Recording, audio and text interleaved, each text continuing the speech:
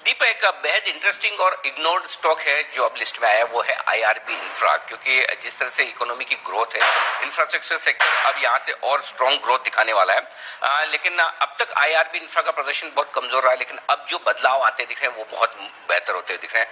Balance sheet पूरी तरह से डीलीवरेज होने की तैयारी में, यानी कि बैलेंस शीट मजबूत हो रही है। इन्वेट्स, प्राइवेट इन्वेट्स और साथ ही बड़े इन्वेस्टर से कैपिटल आने के बाद अब बैलेंस शीट बहुत मजबूत होती हुई दिख रही है। और अगर ग्रुप लेवल पर आप होल्डिंग कंपनी लेवल पर देखेंगे तो अब कंपनी एक तरह से नेट डेट जीरो हो गई है होल्डिंग कंपनी लेवल पर। इंडिविजुअल कंपनी में अब भी डेट है, लेकिन वो डेट धीरे धीरे काफी तेजी से घटता हुआ दिख रहा है। तो पहली चीज तो ये कि बैलेंस शीट अब मजबूत होती दिख रही है, डेट कम करके अब ज्यादा से ज्यादा ये अपनी एसेट्स इन्वेस्ट में ट्रांसफर कर रहे हैं। और पिछले एक साल में कुछ बड़े इन्वेस्टर्स आते दिखे हैं, जिनमें एफआईज की होल्डिंग अब 55% पर पहुंच गई है। प्रोमोटर्स 34% होल्ड करते हैं, सिर्फ 12 से 13% मार्केट में फ्लोट है। और बड़े इन्वेस्टर्स में सिंट्रा और साथ ही साथ गवर्नमेंट ऑफ सिंगापुर, यानी इतने बड़े इन्वेस्टर्स अब कंपनी में आए।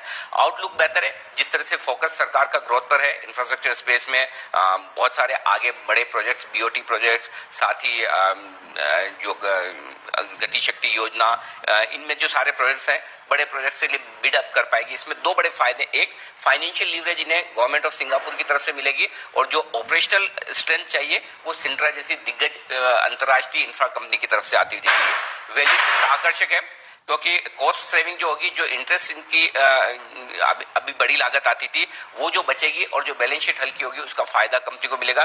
मैं उम्मीद करता हूं अगले 3 साल में कंपनी आराम से 30 से 35% सालाना दर से ग्रो करेगी।